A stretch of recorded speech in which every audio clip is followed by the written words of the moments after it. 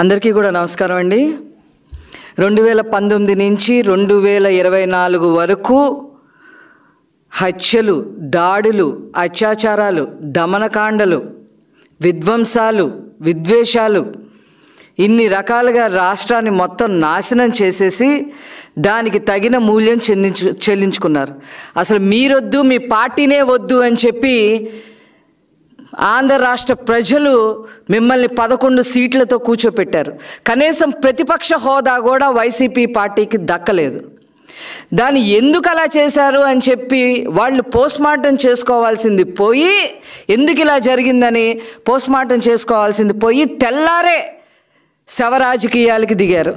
Telugu Desam party వాళ్ళు ఏదో దాడులు చేస్తున్నారు మా మీద అని చెప్పి కొత్త శవ రాజకీయం స్టార్ట్ చేశారు. అసలు వైసీపీ పార్టీ అంటేనే ఏడుపుగొట్టు శవ రాజకీయాల పార్టీ అని చెప్పి రుజువయ్యింది. అసలు ఆ పార్టీ పుట్టిందే శవ రాజకీయాలతో. రాజశేఖర్ రెడ్డి గారి శవంతోనే ఆనాడు సంతకాలు సేకరించి రాజకీయం చేసిన దిట్ట ఈ జగన్మోహన్ రెడ్డి. ఆ తర్వాత ఎవరూ చనిపోకపోయినా కూడా ఓదార్పు యాత్ర పేరుతో శవ రాజకీయాలు చేశారు ఈ జగన్మోహన్ రెడ్డి.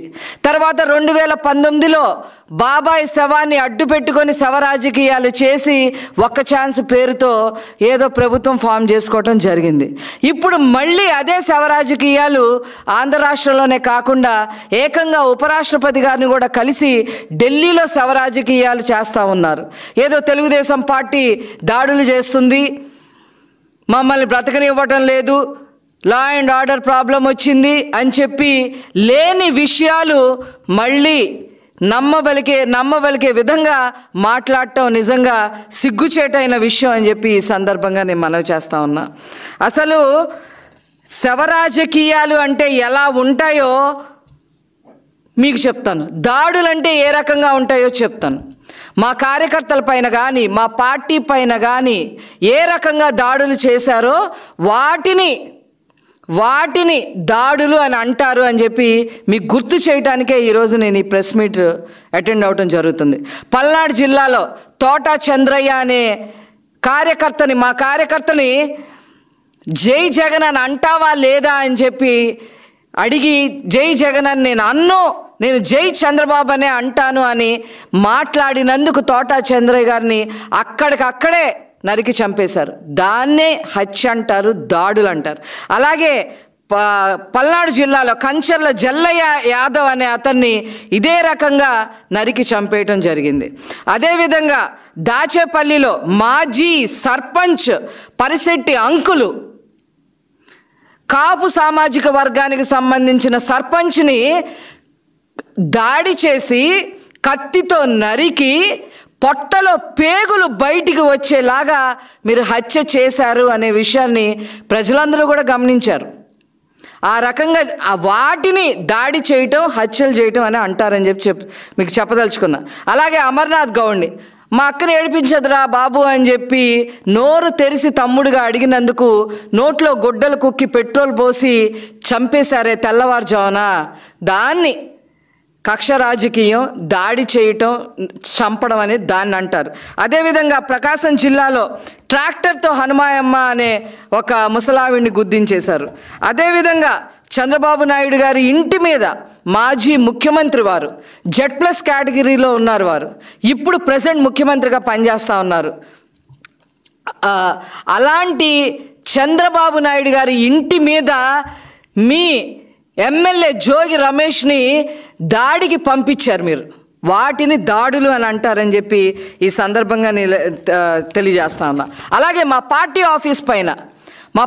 ఆఫీస్ పైన మీరు మధ్యాహ్నం పూట నిస్సిగ్గుగా వచ్చి దాడి చేసి మా సోషల్ మీడియా పర్సన్, ఒక చేనేత వర్గానికి సంబంధించిన వ్యక్తి బద్రి అనే అతన్ని తల పగలు కొట్టారు. ఎదురొచ్చిన వాళ్ళందరినీ, మా నాలెడ్జ్ కమిటీలో ఉన్న వాళ్ళందరినీ కూడా వాళ్ళని కూడా చితకబాదారు. దాన్ని దాడి అని చెప్పి అంటారు. అదేవిధంగా పట్టాభి గారిని ఏ రకంగా చేశారో మీకు నేను గుర్తు చేయాల్సిన పని కూడా లేదు. అలాగే అధికార పార్టీకి చెందిన ఎమ్మెల్సీ ఒక దళితుడిని చంపేసి పార్సిల్ చేశారు. దాన్ని దాడి శవ రాజకీయం అని చెప్పి అంటారు. అదేవిధంగా మాస్క్ అడిగినందుకు ఒక దళిత డాక్టర్ని పిచ్చోడు ముద్ర వేసి దాడి చేసి పిచ్చోడు ముద్ర వేసిన హీన చరిత్ర కూడా మీదే అని చెప్పి నేను చెప్తా ఉన్నా. ఓం ప్రకాష్ చిత్తూరు జిల్లా కల్తీ మద్యం గురించి ప్రశ్నించినందుకు తెల్లార శవమై తేలాడు. ఇంతవరకు అతను చంపారో ఆత్మహత్య చేసుకున్నారో కూడా తెలియని పరిస్థితి తీసుకొచ్చారు. అదేవిధంగా అక్రమ ఇసుక గురించి మాట్లాడినందుకు చేనేత వర్గానికి సంబంధించిన ప్రొద్దుటూరులో నందం సుబ్బయ్య అనే వ్యక్తిని రాళ్లతో దాడి చేసి నరికి చంపారు. అదేవిధంగా విజయనగరం జిల్లాలో రాజాంలో కృష్ణా మాస్టర్ గారు కేవలం వైసీపీలో చేరలేదని చెప్పి అతని దాడి చేసి కారుతో గుద్దించి చంపేశారు.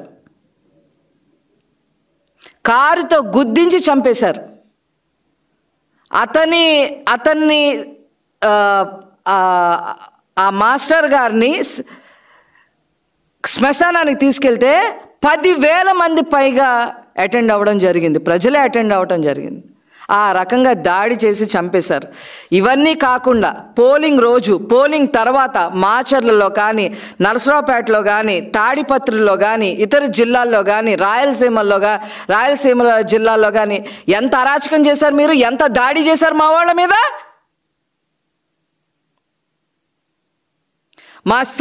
మా నోళ్ళు కట్టిచ్చేస్తూ ఉంటారు చంద్రబాబు సార్. దేనికైనా దాడి పరిష్కారం కాదు, చట్టపరంగా వెళ్ళాలి, చట్టపరంగా శిక్ష పడాలి అని చెప్పి ఎప్పుడు నూరిపోస్తూ ఉంటారు మాకు. మేము దాడులు చేశామని, మా కార్యకర్తలు దాడులు చేశారని చెప్పి శవరాజకీయాలు చేయడానికి మళ్ళీ పూనుకుంటే మాత్రం ఖబర్దార్ వైసీపీ పార్టీ అని చెప్పి ఈ సందర్భంగా నేను తెలియజేస్తున్నా. మా తెలుగుదేశం పార్టీ కార్యకర్తలు సమన్వయం పాటిస్తున్నారు. అధినాయకుడి మాటకి కట్టుబడి ఉన్నారు. కక్ష రాజకీయాలు వద్దు అని లోకేష్ గారు చెప్పిన మాటకి కట్టుబడి ఉన్నారు. ఈరోజు శవరాజకీయ దాడులు చేస్తున్నామని చెప్పి ఉపరాష్ట్రపతి గారి దగ్గరికి వెళ్ళడం ఏంటి, మీరు మెమరాండాలు ఇవ్వటం ఏంటి? ఇలాంటి తప్పుడు రాజకీయాలు చేయటం మానుకోండి అని చెప్పి ఈ సందర్భంగా తెలియజేస్తూ మరొక్కసారి వైసీపీని ఇలాంటి శవ రాజకీయాలు చెయ్యొద్దు, చేస్తే మాత్రం మామూలుగా ఉండదు, ఖబర్దార్ అని చెప్పి ఈ విషయం చెప్తూ నేను సెలవు తీసుకుంటున్నాను. Thank you. అలాగే నేను ఒక విషయం మర్చిపోయాను. దాడులు అంటే ఎలా ఉంటాయో 2019 నుంచి 2024 వరకు మీరు చేసిన దాడులు ఇప్పుడు మేము ఒక వీడియో ద్వారా కూడా మేము చూపిస్తున్నాం. జగన్ దొంగ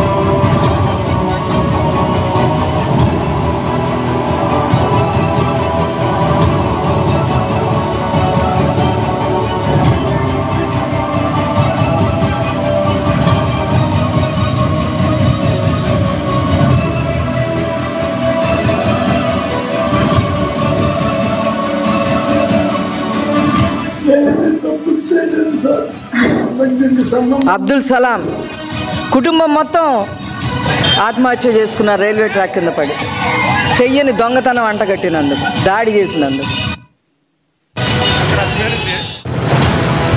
ఇవి దాడులు, మీరు చేసే దాడులు ఇవి. మీరు చేసే శవరాజకీయాలు ఏ పార్టీ కూడా చేయదమ్మా. మాట్లాడేటప్పుడు ఎవరికన్నా రిప్రజెంటేషన్స్ ఇచ్చేటప్పుడు 1కి 4 సార్లు మీరు ఆలోచించుకొని చేయండి. మళ్ళీ ప్రజల్ని పక్కదారి పట్టించే ప్రయత్నం చేస్తే మాత్రం మేము ఊరుకునే ప్రసక్తే లేదు. చట్టపరంగా అన్ని రకాలుగా చర్యలు తీసుకుంటాం. Thank you.